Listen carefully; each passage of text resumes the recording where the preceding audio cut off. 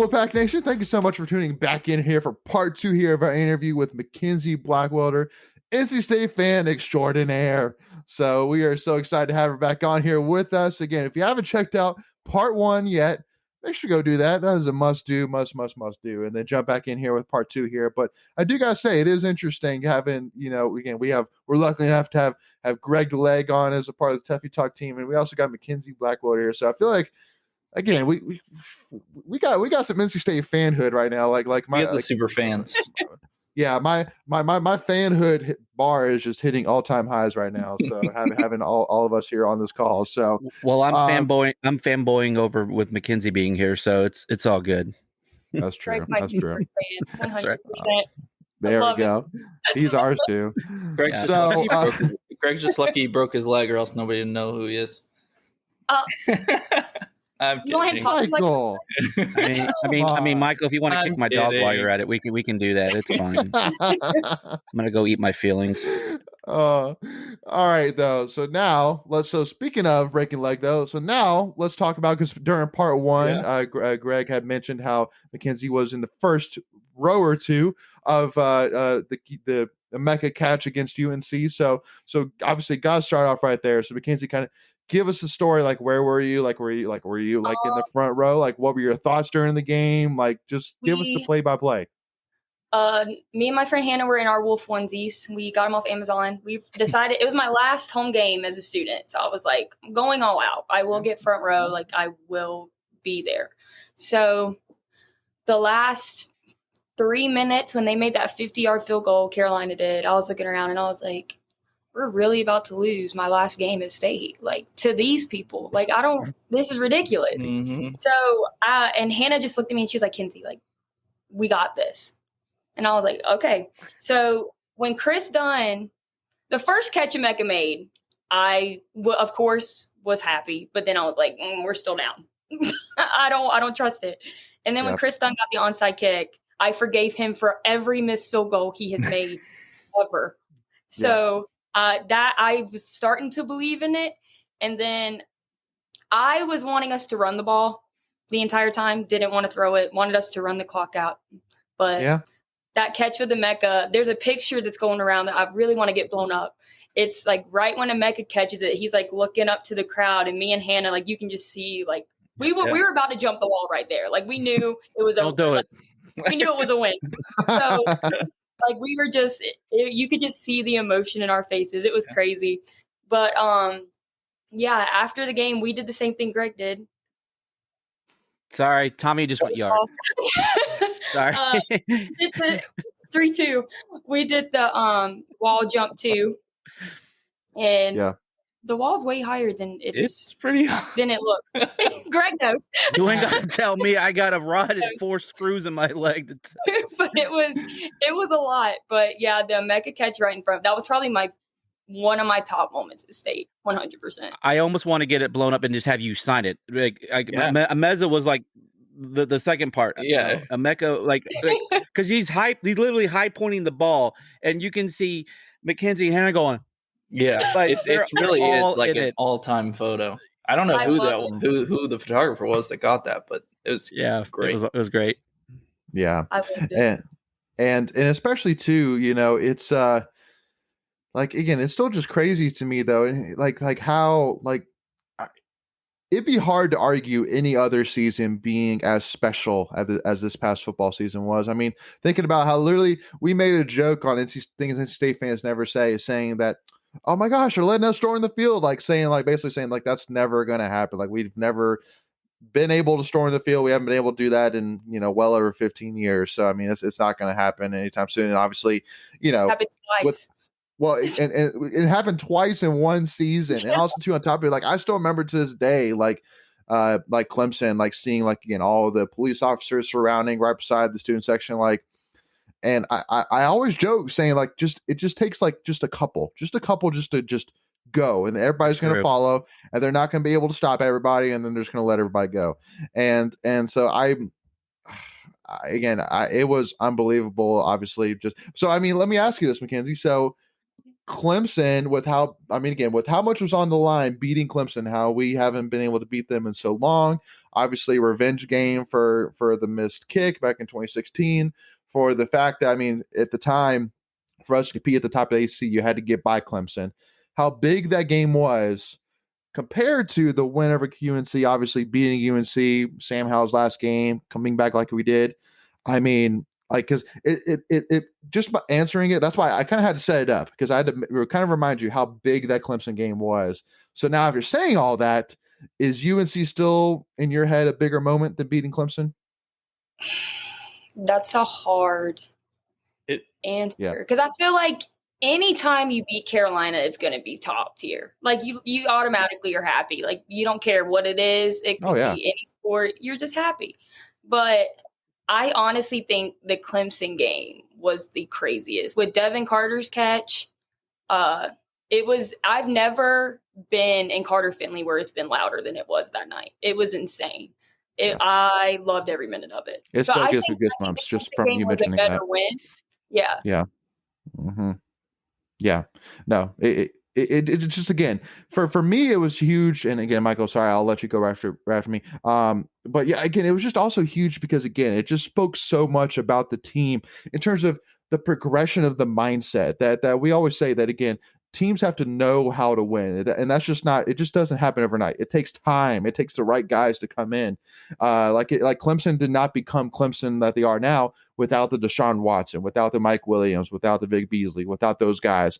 And for us to come back and find a way to win, even after Chris Dunn missing a kick like that was part of my just emotions coming out, which is because I was so proud of the guys that, again, they were able to say, Chris, we got you, brother. Don't you worry. We're gonna win this game. And because, again, when we lost in 2016, I still remember to this day that, when Kyle missed that, first thing went through my head is there's no even reason for us to play overtime. We're gonna lose this game. It's not even gonna. It's gonna happen. So, but go ahead, Michael. Yeah, I was just gonna kind of add on to that. From a program standpoint, I think the Clemson win was definitely bigger. But if you take all the context out of it and just compare the two, just the improbability of the UNC game was, crazy. Yeah, amen. I think the Clemson game is when everybody realized just how special this football team was. Yeah. Because being friends with a lot of them, you're automatically biased, but the way that how close they are, it's I haven't seen it here before. And that was when I realized, I was like, dang, they're really going to be be it was the breakthrough moment. We hadn't done it. You know what I mean? And it's we were talking about, Jimmy V cutting down the nets every year before the season start. You see it happening, but until you physically do it, it's just a big weight lifted off of your shoulder. Amen. It's like living in a dream. That's what it was like. Because I was like, there's no way this is happening. There's no way this is happening. But yep. I'm getting goosebumps just talking about it again. Right? Same. I'm going to go watch the replay. Do it again. Let's do it again. So excluding those two games, all right, so you can't use those in the next answer. What was the greatest sports moment in your, 3 years? I think I saw you graduated in 3 years. Mm-hmm. Okay, so what was your greatest sports moment in those 3 years? I have two. Okay. Probably that I was there with. I wasn't there. Sure. Definitely women's basketball, 100%.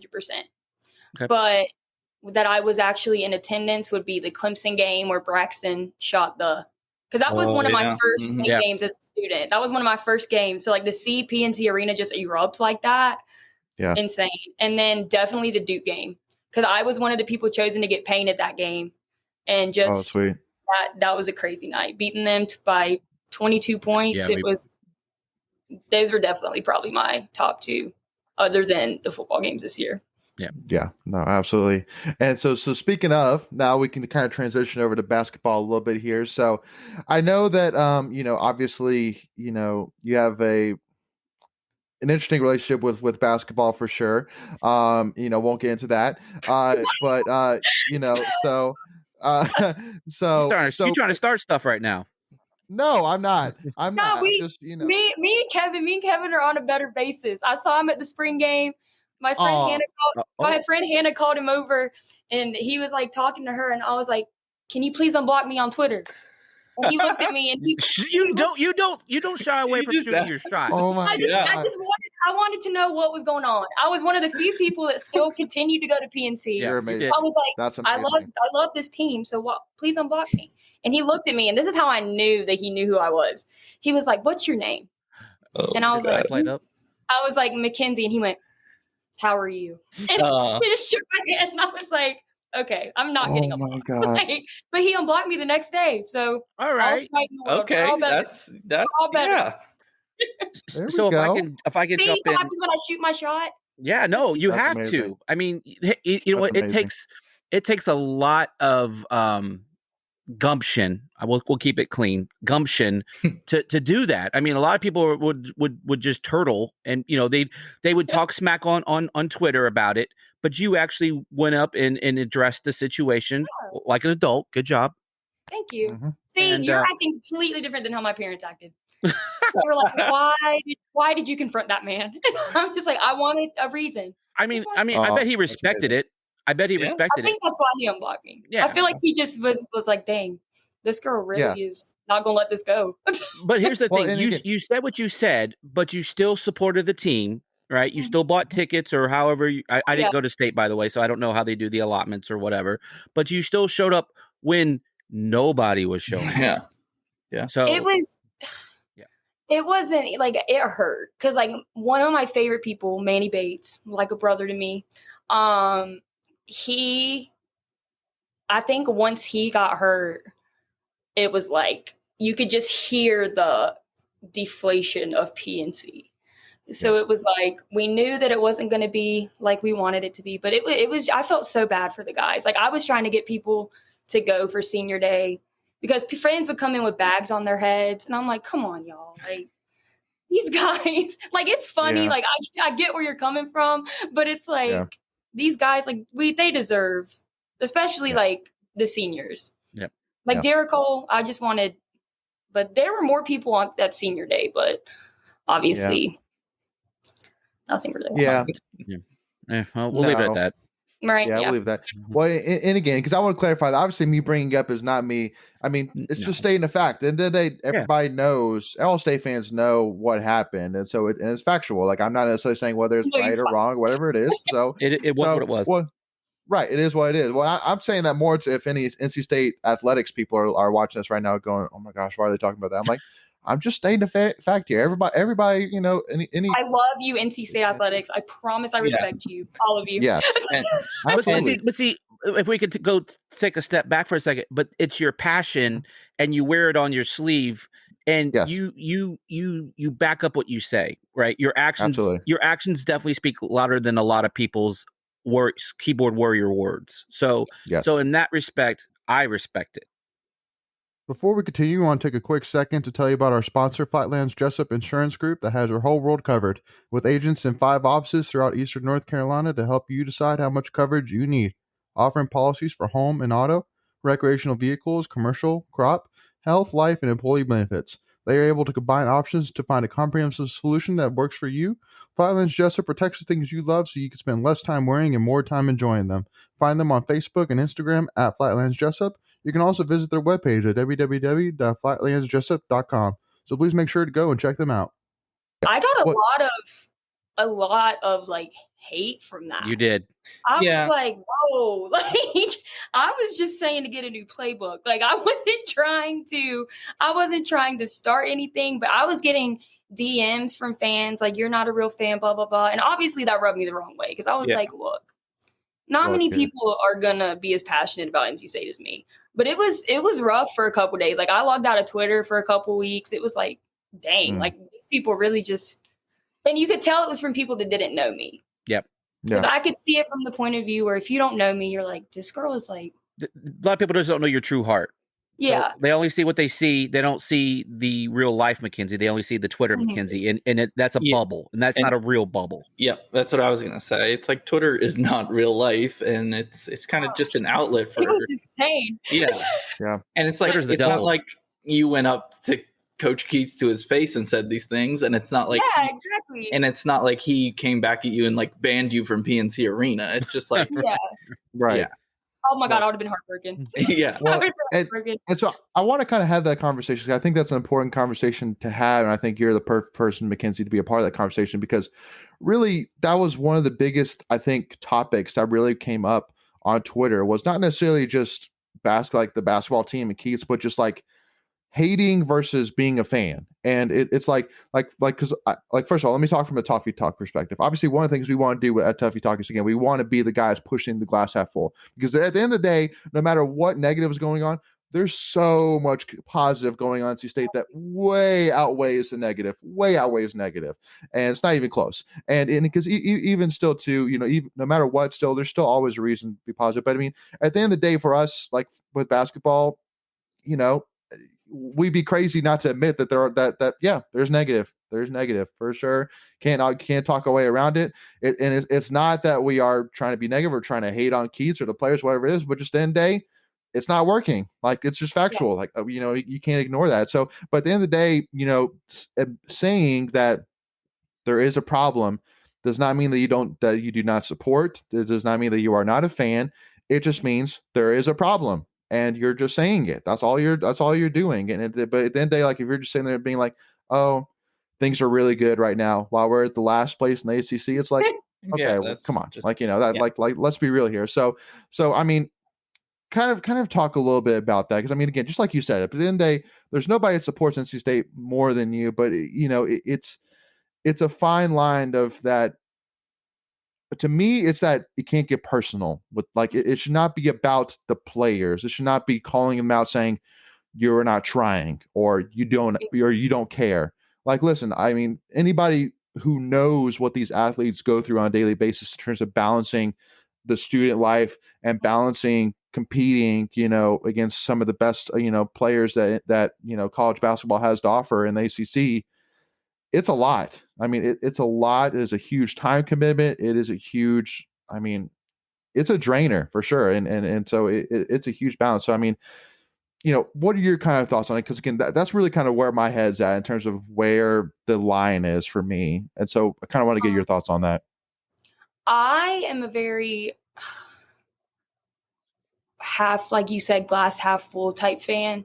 So I don't, because like knowing like you said, knowing the guys on the team, like knowing what all they're going through, knowing like all of the stuff that they're hearing from people on a day-to-day basis, it's like, yes, I don't believe that going on Twitter, going on Instagram, and going into their DMs and like saying all of this negative stuff, like they know that we're obviously not the best right now. They know that we're obviously struggling. So as a fan, because I heard one sentence from one of the players like a while ago, and it just like really hurt. It really rubbed me the wrong way. They said that they hated State fans because they're fans one day and then they come That's at you. Terrible. And terrible. I'm like, right then I was like, see, no, like those aren't real State fans. Block them. Like, no. I believe that they know the struggle. They know what they're going through. As a fan, you need to be hyping them up. Yeah. Like, don't tell them the obvious, obviously. Don't say, oh, like, oh, they're playing like crap. Yeah, your jump shot stinks. Everybody plays like crap, at least, like, every day, like, a lot. So it's like, just pointing that out to them not only tears their self-esteem down, but it also pushes them farther away from, like, wanting to be around the fans and wanting to be a part of the fan base. Or just, not even that, but just being a part of NC State. Exactly. Period. Exactly. Right. Yeah. Yeah. And it's just like, and then fans that go on to talk about how if they do leave and then continue to tear them down, I'm like, look, like, I might be biased, but I mean, when they came to this program, I was like, they're still a part of the Wolfpack to me. So it's like, you just hype them up. That's all I say. I don't like seeing people tear them down. Well, and because again, I mean, fans, forget to then these are young adults. They're not kids, not adults. They're young adults. They're 18 to 22, 23-year-old young adults. And at the end of the day, also too, like, especially like, the thing that honestly makes me the most mad is when somebody commits, like, let's say to us, and they decommit and they go to somebody else, and they deem them saying, you're this, you're that, you're never going to amount to anything, like, worst mistake of your life, whatever. It's like because those are 17 to 18-year-old kids, like, again, like, 21, 22, 23, like they can handle it. Like, sure, yeah, because they've dealt with it, they've been in the lifestyle. But again, these are 17, 18-year-old, these are juniors and seniors in high school that are making not only career defining decisions, but life defining decisions. Like, this will define their life, and they're just doing the best they can. Because again, I mean, like, you hear some of these stories, like, one of my favorite documentaries of all time is The Best Who Never Was, I think is the name of it, but it's about Marcus Dupree, the running back that went to Texas. And hearing like these stories, about his recruitment, how there would be coaches just sitting on his front porch, like just waiting to meet with them. And like, because I was really close friends, and I still am close friends with a former football player, Deshaun Middleton. I remember going to him and literally asking, like, is this really what it's like? And he was like, oh yeah, it is 100% what it's like. And I'm like, I can't even imagine 17, 18-year-old kids, like, that pressure, like, because again, because you're doing it not only for yourself, but a lot of them are doing it for their families too. And it's just like, again, a lot of it just comes down to that. Again, at the end of the day, fans, I mean, people can do what they want. At the end of the day, it's their profile, it's their Twitter page, whatever. But just the biggest thing, which I just beg of them, is just keep it in perspective. Like, understand where these kids are, like what they're going through. At the end of the day, it does nobody any good to again tear these kids down, because then if they're going to leave, I want them to leave saying, I appreciate the support that I had. Like, that's what I want. Then if they're going to leave, I get it, that's fine. But then I just want them, I don't want to have bad taste in their mouth. Like, just like you said, that sentence that somebody at a state, that any state player could ever say, they hate NC State fans. That is, to me, that is the lowest of the low. That is the worst case scenario. That is just the worst thing that any state. That is the worst NC State thing that should ever be uttered. That a player hates the fans. Terrible. So, and I do want to say that's definitely the minority of State fans, and every fan base has those fans. Amen. But everyone.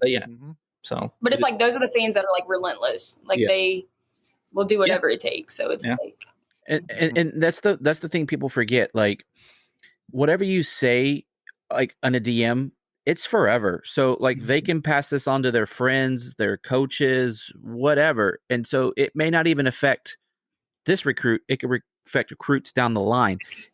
And not just like this cycle, next cycle, 3 years from now. Because once you got a reputation, it's hard to shake it. It's really hard to shake it. So we're the adults in the room. All right. Act like it. And so, we can all be passionate because we all have the one focus is, supporting our school, whatever that is. But it's just ridiculous how people act. And I guarantee you they wouldn't act that way if they were face to face with the person. Oh, 100%. So like you said, Michael, it's a fantasy world. Yeah. Amen. So Mackenzie, so kind of wrapping up here. So I wanted to kind of, I guess, have some fun with this. But so first of all, what is favorite Howling Cow ice cream? What's your favorite flavor? That's a hard one. I'm just gonna go old fashioned chocolate. Okay, I love fair chocolate. Enough. Hey, to me, the strawberry for me is the best. So I can't. Banana pudding's really up there too. But and then favorite spot on campus? Bell Tower. Really? 100%. I like it. Love the Bell Tower. Most favorite class? Spanish. Yeah. No. No thanks. No bueno.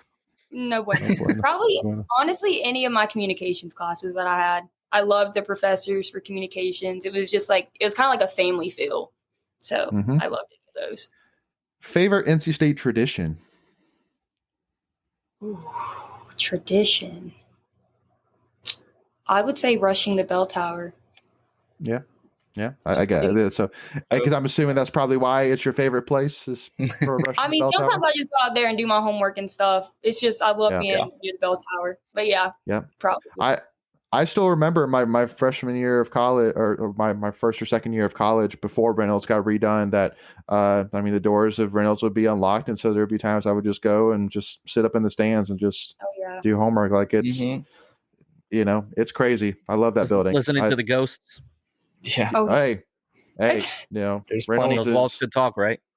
that's to me that's definitely my favorite building. I love Yeah. Reynolds. It is amazing. And then last one. So we talked about favorite football player. So I know you know Manny Bates, but you know, do you have a favorite? You have a favorite basketball player? Scott Wood. Nice. Love That's a good Scott Wood. choice. Friend of the program. Yeah. Good choice. Yeah. Love. Friend of the program. Huge friend of the Recurring program. guest. Awesome. Well, Mackenzie, thank you so much again for coming on. I really do appreciate it. We are thrilled to have you, and you've Thank been you so amazing. So, Thank you. definitely, and best of luck. And we know we don't have to tell you to, you know, come back and visit and all that jazz. You know, we know we don't have to tell you that. So, Oh, no, not at all. I'll be so here. good deal. Well, thank you all so much again for joining us. Really do appreciate it, and I hope you all enjoyed this episode. Make sure, again, if you haven't already, hit that subscribe button so you don't miss out whenever we release NC State content. Give this video a like so that way YouTube will put this video in front of more NC State fans. And also, to give us a follow, Tuffy Talk Now on Twitter or Instagram. And also, too, if you haven't checked out our newsletter yet as well, make sure, too, to sign up for that so you do not miss out whenever we release it every Monday morning, so that we get all the news and updates of what's going on with NC Athletics. But hey, as always, go Pack, y'all. We'll see y'all soon.